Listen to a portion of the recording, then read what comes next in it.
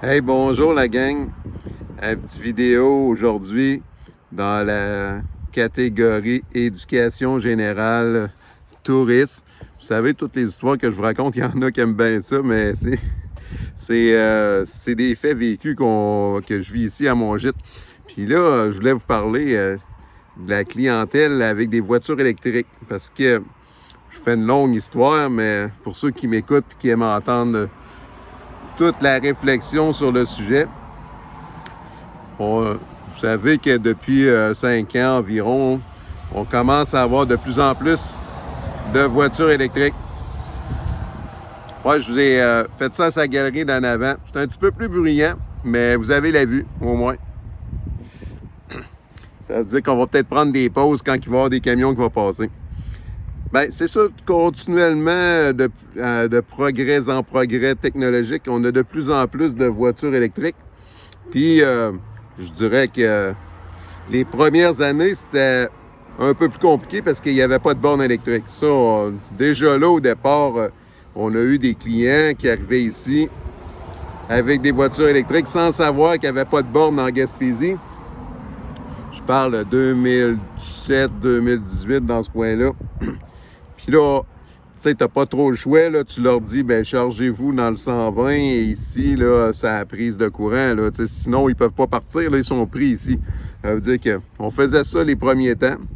C'est devenu rapidement frustrant comme situation parce que, tu sais, ces gens-là, très, très, très rarement, tu sais, ils offraient ou donnaient de quoi en échange de l'électricité qu'ils consommaient pour leur voiture. Voiture aussi, on se disait ça coûte quelques dollars pour charger une voiture. On s'en faisait pas trop avec ça. Mais dans les 8 dernières années que je suis ici, une ou deux fois, quelqu'un nous a offert un montant ou nous a donné un montant pour charger sa voiture électrique. Mais là, depuis, je sais pas trop combien de temps, peut-être 3-4 ans, juste à la halte, l'autre côté que vous voyez, ils ont des bornes électriques. Ça veut dire que là, la clientèle s'est un peu familiarisée avec le concept. Ça veut dire que là, je dirais, la majorité des gens, on n'entend plus parler.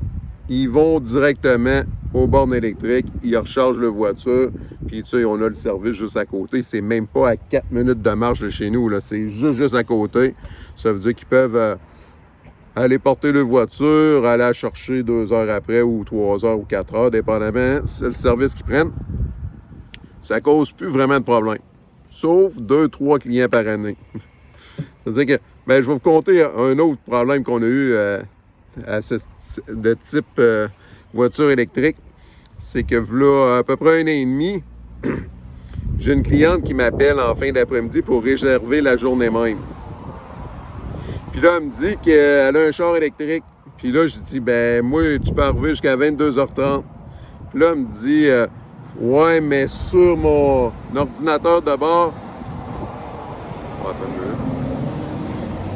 Elle me dit, sur mon ordinateur de bord, ça me dit que je vais arriver à 22h15. J'ai dit, tu sais, tu réserves aujourd'hui, c'est non remboursable. À 22h31, moi, je vais me coucher, je ferme la porte, c'est fini, là. Elle dit, il n'y a pas de problème. Elle dit, j'ai 15 minutes de jeu, il n'y a pas de problème. Genre 2 heures après, elle me rappelle, elle est à Rimouski. Elle dit, ouais, mon ordinateur de bord a réévalué le temps parce qu'on a un vent de face. Puis là, il va falloir que je recharge un peu. Elle dit, j'arriverai là un petit 15 minutes en retard. Là, je dis, il n'y a pas moyen d'arriver en retard ici. Je te l'ai dit tantôt quand tu as réservé, tu sais. Là, écoute, là, j'ai pas été méchant avec. Là, j'y ai remboursé son montant. J'ai dit, trouve-toi de l'hébergement ailleurs. J'ai dit, c'est pas possible. Mais ça, c'est un cas. Les cas d'abus, là, c'est comme ça. Puis là, cette semaine, on a eu le pire de tout, là.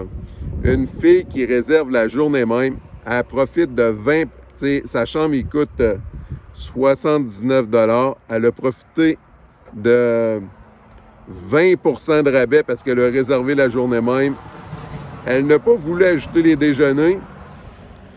Puis là, elle arrive ici, avec sa voiture électrique, puis elle nous demande où est-ce qu'on peut recharger la voiture. Bien là, j'ai dit, il y a ma femme, elle dit qu'il y a une borne électrique juste en face. Elle va dans sa chambre, elle redescend. Puis là, elle me dit qu'elle n'aime pas ça, les bornes électriques, les stations-service, parce que ça recharge sa batterie juste à 80 %, puis elle veut la recharger à 100 %.